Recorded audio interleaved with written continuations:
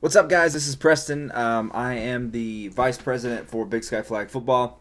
I wanted to shoot a video real quick. I know we've had some issues come up with rules and things like that, so I wanted to kind of clear some of that up just to make sure that everybody's on the same page. I'm going to try to fly through this as fast as I can, but I got a pretty good list here of stuff to go through. So let's get into it right away. Timing. We're doing away with 23-minute halves, okay? The referees came to us and said in the last 2 minutes, to watch, to officiate, to call the game, and run the clock was almost impossible. So we're getting rid of that.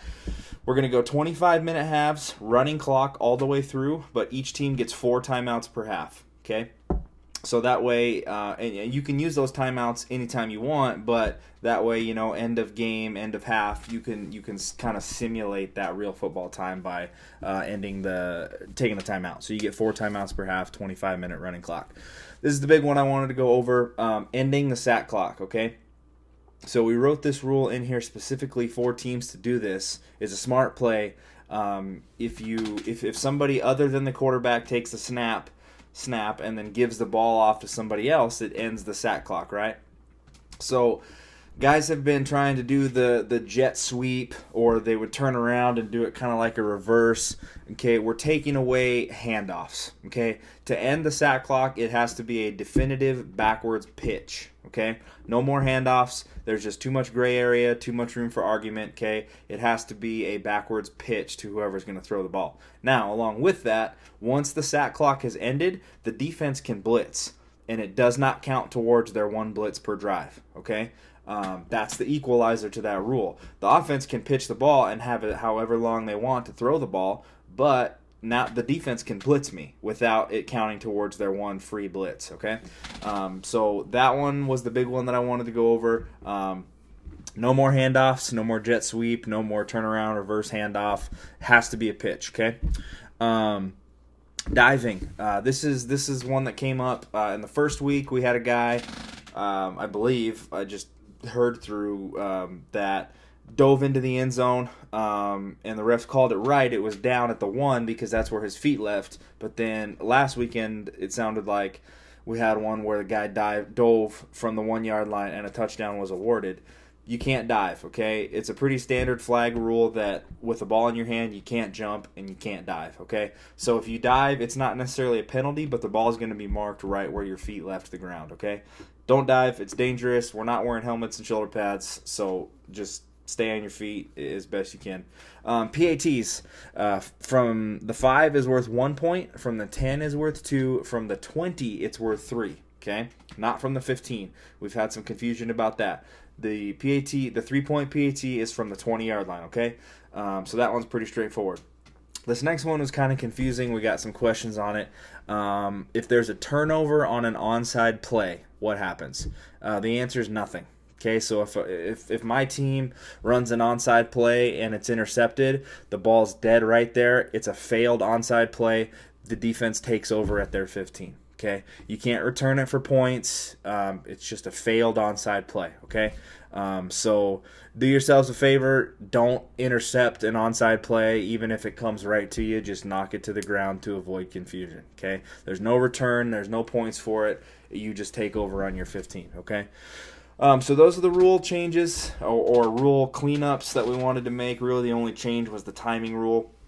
And the ending the sack clock with the pitch. So those are the couple things that I've heard. If you have more, come talk to me. 694-7274 is my number. 839-0569 is Bryce's number.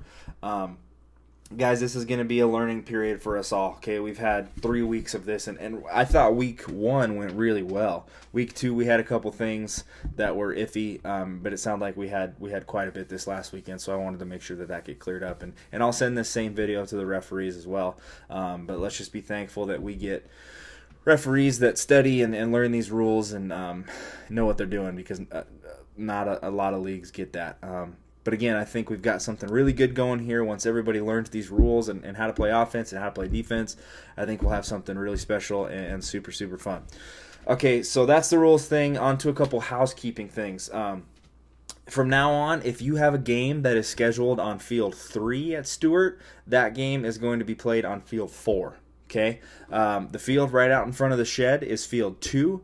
Field 4 is to the northwest of Field 2. It's across the street, okay? Not Field 1 where the youth kids will still be playing, but across the street is Field 4. And when we're doing that for a reason, I've had a couple questions from guys like, hey, can we bring music out?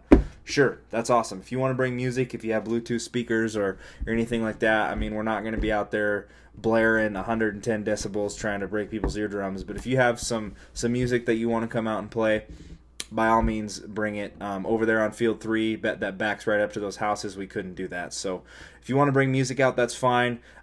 Keep it clean. It's got to be clean music. We have kids, we have families, and that sort of stuff around. So if you want to bring music, that's great. But your games that were scheduled on Field 3 are now on Field 4. No time change, no opponent change, just a field change. Secondly, tell your teams, anybody coming to watch your teams, anything like that, pick up their trash. Okay, we found a ton of trash after the last couple Saturdays. Yellowstone Youth Football and Stewart Park is being very gracious, letting us use their space. We got to be good stewards of that. So please, please, please pick up your trash. And lastly, and I know that this is a point of contention a lot, but there are no dogs allowed at Stewart Park. Okay, leave your dogs at home. Don't bring them out there.